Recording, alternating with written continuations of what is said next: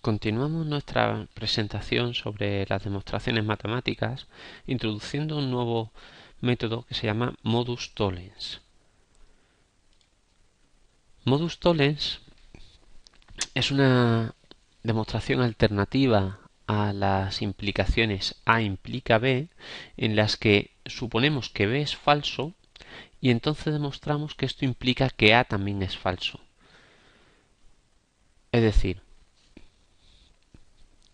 el significado intuitivo es que si A implica B es verdadero y B es falso, entonces A también debe de ser falso, porque si no, de otra forma, si A fuera verdadero y B fuera falso, la implicación sería falsa.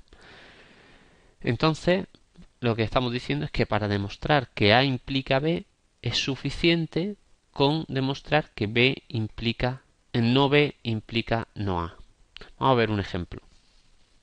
Supongamos que queremos demostrar que si x al cubo es un número par, entonces x es un número par. Vamos a definir las siguientes proposiciones. A es x cubo es par, B es x es par. Lo que queremos demostrar es que si x cubo es par, entonces x también lo es.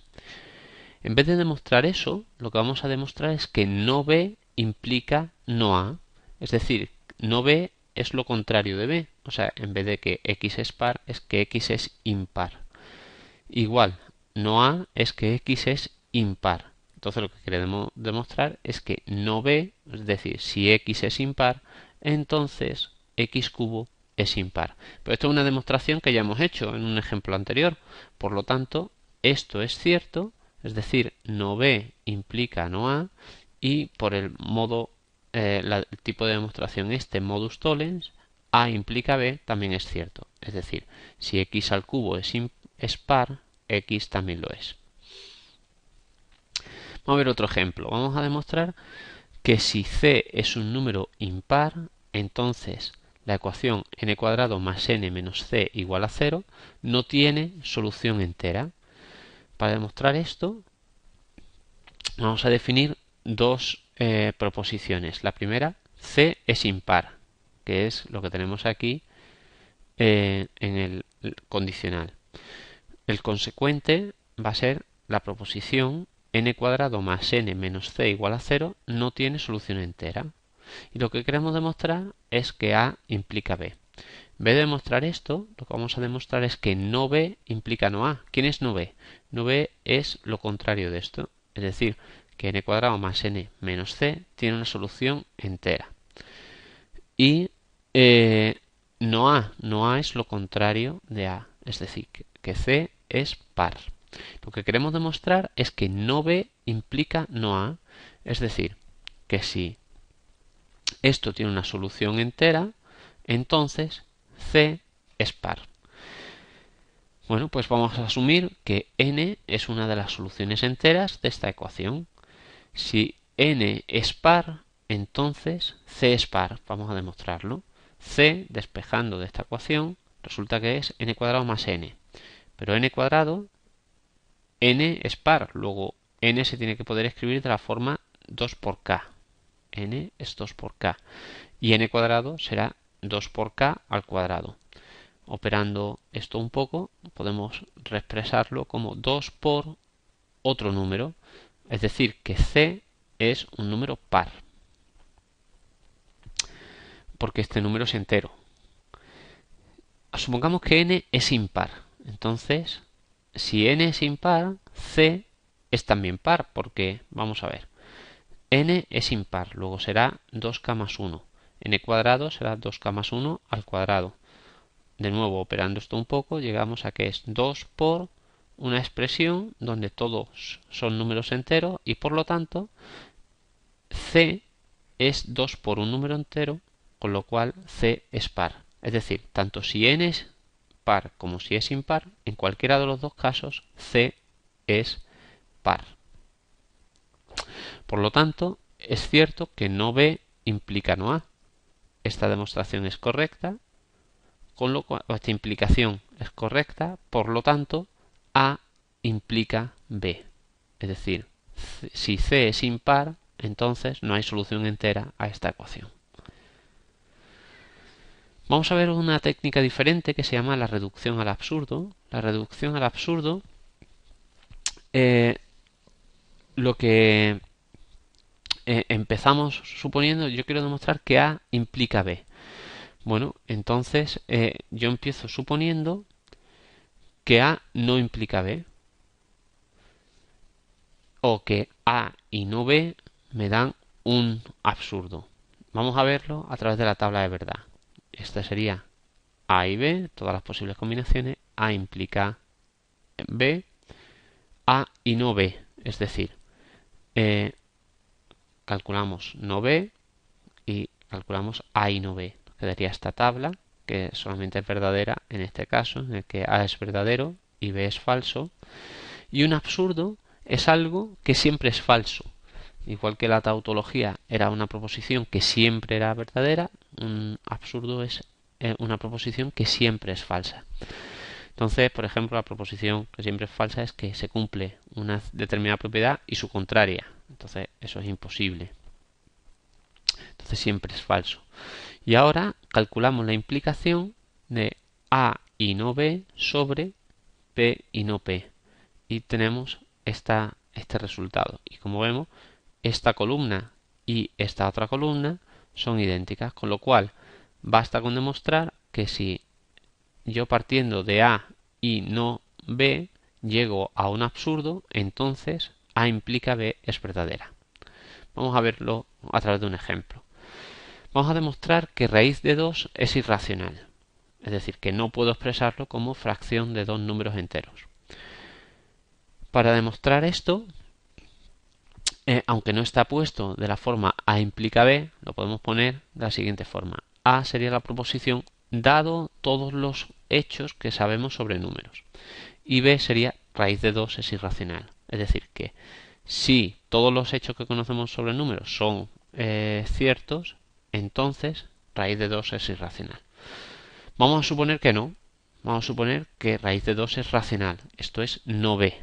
Y lo que queremos demostrar es que no es compatible tener no B y A al mismo tiempo. O sea que raíz de 2 sea racional y que todos los hechos que sabemos sobre los números sean ciertos al mismo tiempo. Entonces, si suponemos que raíz de 2 es racional, entonces quiere decir que existen dos números enteros, P y Q, tal que raíz de 2 es P y Q, es P partido por Q, y P y Q es una fracción irreducible, es decir, que no tienen ningún factor en común. Si eso es verdad, entonces, despejando de esta ecuación, lo que tendremos, elevando al cuadrado y despejando P cuadrado, lo que tendremos es que 2 por Q cuadrado tiene que ser igual a P cuadrado, que es lo que tenemos en este punto. Es decir, que si P cuadrado yo lo puedo poner como el producto de 2 por Q cuadrado, es porque el factor 2 forma parte de la P, con lo cual P debe de ser un número par. Es decir, P debe de poder escribirse como 2 por un cierto entero R. Si ahora sustituyo esto en la ecuación que acabo de obtener, o sea que 2Q cuadrado es igual a P cuadrado y sustituyo P cuadrado por 2R, pues lo que tendré será 2Q cuadrado igual a 2R al cuadrado. Si ahora de lo que despejo es Q cuadrado, lo que me queda es Q cuadrado igual a 2R cuadrado. En consecuencia, 2 también es un factor de Q, porque Q cuadrado se puede escribir como 2 por algo. Pero entonces, habíamos asumido que P y Q son irreducibles, pero acabamos de demostrar que si raíz de 2 es un número racional, entonces el 2 es factor de Q y factor de P, con lo cual no serían irreducibles. Por lo tanto, raíz de 2 debe de ser un número racional. Puesto que acabamos de demostrar que se da P y no P al mismo tiempo. P sería P y Q son irreducibles, ¿vale? Y entonces hemos dicho que partiendo de que P y Q eran irreducibles, hemos llegado a que P y Q tenían un factor en común, lo cual es una contradicción y por lo tanto raíz de 2 no puede ser un número racional. Otro ejemplo, vamos a demostrar que hay infinitos números primos. de nuevo, por reducción al absurdo, lo que asumimos es lo contrario. Bueno, vamos a suponer que hay un número finito de números primos, que al ordenarlos en orden ascendente, pues los podemos poner como 2, 3, 5, 7 y así todos los números primos hasta el número máximo primo p, que sería el que fuese. Ahora vamos a construir el número m, que es el producto de todos estos números primos más 1. Si m es primo, entonces ya tengo una contradicción, puesto que m es primo y es más grande que p. Si m no es primo, entonces quiere decir que al menos tiene un factor entre los números primos de la lista. Entonces, alguno de estos números primos es factor de m. Vamos a suponer que es el 3. Si es el 3, quiere decir que m yo lo puedo escribir como 3 por un cierto número que vamos a llamar h. O sea que m es 3h, pero por otra parte m es por construcción este producto de todos los números primos más 1. Si ahora despejo el 1, pues será que 1 es 3, que lo puedo sacar factor común, puesto que es 3h, y aquí en esta lista también está el 3, pues será 3h, 3 que multiplica h menos el resto de factores de la lista. Esto significa, si leemos esta ecuación, significa que el 1 se puede expresar como 3 por algo, donde este algo son números enteros, lo cual es una contradicción, esto es imposible. O sea, el 1 no tiene al 3 como factor de sí mismo, con lo cual es un absurdo. Y por lo tanto, nuestra hipótesis inicial de que la lista de números primos era finita, pues es falsa y por lo tanto es infinita. Y habríamos demostrado nuestro objetivo. Otra forma de demostrar es por inducción. Por inducción hay dos formas, es la inducción débil y la inducción fuerte. La inducción débil, nosotros queremos demostrar una cierta propiedad para los números naturales. ¿Vale? Para un cierto número n queremos demostrar que se cumple una propiedad p.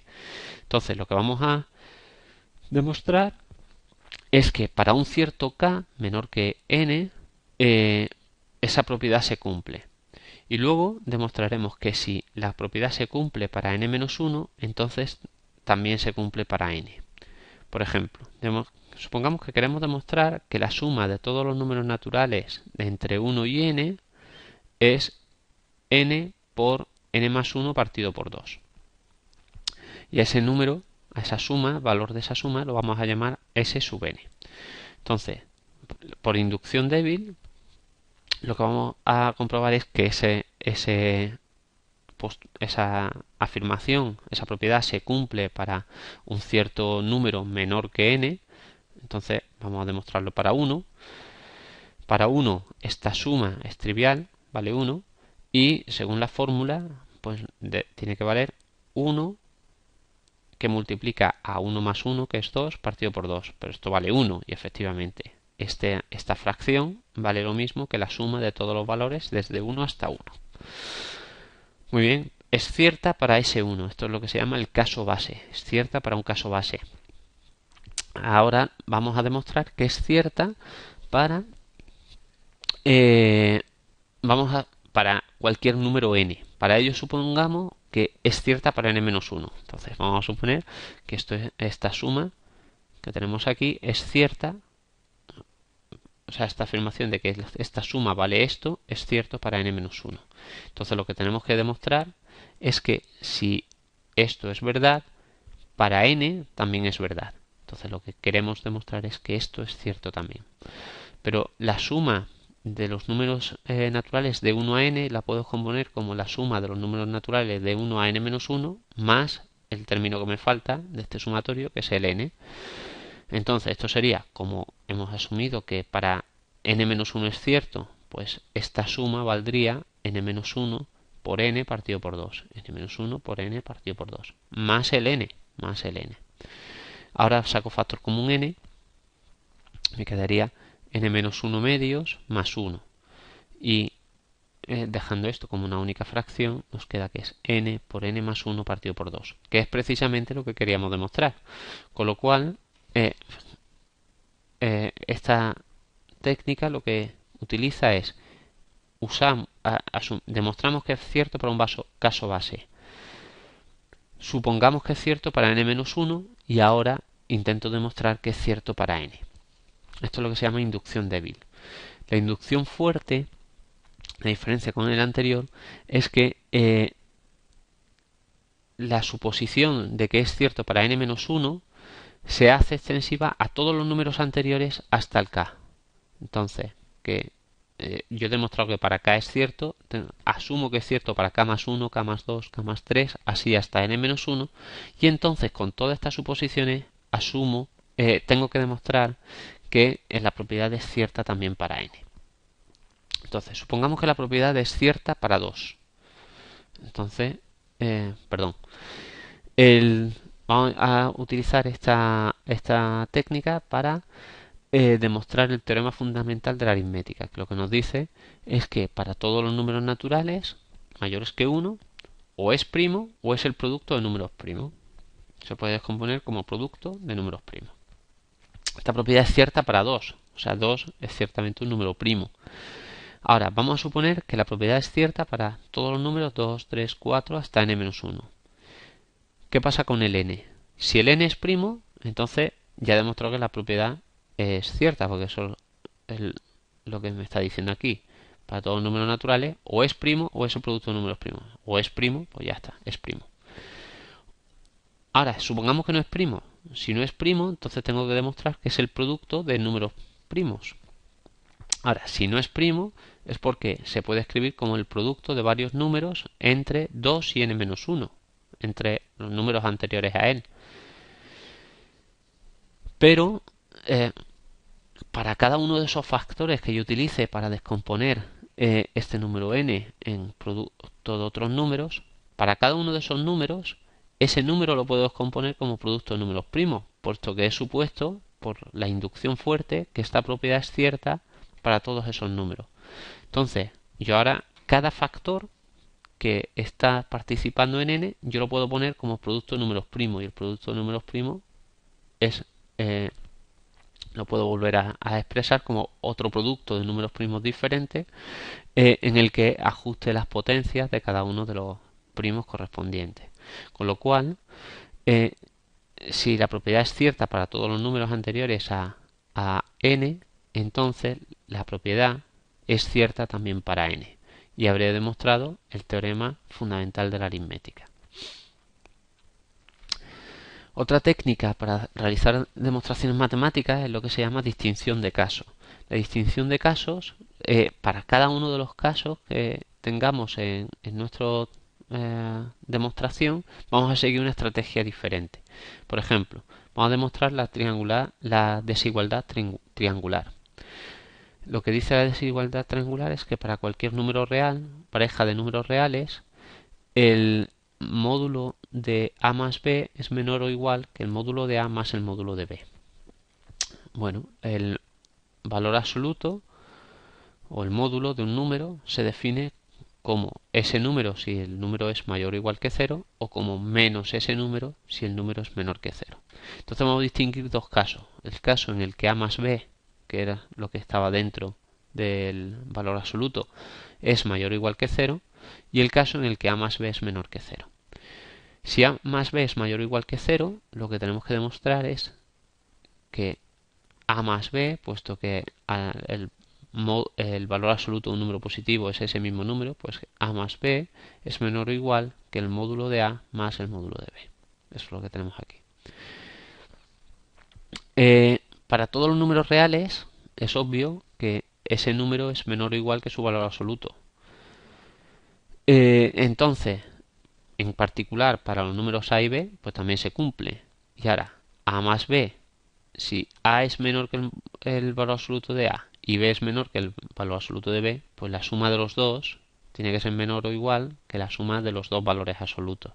Y habré demostrado la desigualdad triangular para los números en los que a más b es positivo. Ahora, si a más b es negativo, entonces el valor absoluto se define como menos ese valor. Entonces será menos ese valor. Con lo cual, para cada número yo sé para A y para B, yo sé también que menos x es menor o igual que x, para cualquier número real, da igual si x es positivo o es negativo. Entonces yo tengo en concreto que menos a es menor o igual que el valor absoluto de a y menos b es menor o igual que el valor absoluto de b. Y en consecuencia, menos a más b, que es lo que tengo a la izquierda de la desigualdad, pues yo lo puedo escribir como menos a menos b, y la suma de estos dos números, que cada uno por separado es menor que su valor absoluto, pues tendré que menos a menos b tiene que ser menor o igual que el valor absoluto de a más el valor absoluto de b, que es precisamente lo que yo quería demostrar. Con lo cual, he seguido una estrategia diferente para cada uno de los casos, pero en cualquiera de los dos casos he conseguido demostrar lo que quería demostrar. Y en concreto, los dos casos cubren todas las posibilidades de la desigualdad original. Un contraejemplo. Un contraejemplo me sirve para demostrar que algo no es cierto. Si yo quiero demostrar que algo no es cierto, basta con que dé un ejemplo en el que eso no se cumple para demostrar que eso no se cumple. Por ejemplo, supongamos que yo quiero demostrar que para cualquier tripleta de números reales positivos y para cualquier n mayor o igual que 2 y n siendo un número entero, se verifica que x a la n más y a la n es diferente de z a la n. O sea que no existen x y z positivos tales que esto se verifique. Pero esto es falso, puesto que si yo cojo los valores x igual a 3, y igual a 4, z igual a 5 y n igual a 2, estos cumplen los antecedentes del condicional, pues resulta que 3 al cuadrado más 4 al cuadrado es igual que 5 al cuadrado, que es precisamente lo contrario del consecuente. Es decir, que es falso porque he encontrado una pareja de números que no cumplen la regla que se intenta demostrar, ¿no? El último apartado es trabajo individual de cada uno de los alumnos, es lo que llamamos errores comunes en matemáticas, y la mayor parte de ellos son algebraicos, es decir, de simples operaciones. Cuando uno se pone a operar con los números o con variables, pues produce una serie de errores o comete una serie de errores, y es mejor el estar al tanto de estos errores para no cometerlos dentro de nuestra asignatura. Esto es trabajo que cada uno de los alumnos pues debe de ver estos vídeos, leerse este artículo y intentar no cometer estos errores en el futuro. Con esto terminamos nuestra presentación del tema 0 sobre el lenguaje matemático y cómo realizar demostraciones. Las demostraciones serán una herramienta muy útil en el transcurso de la asignatura y es importante dominarla.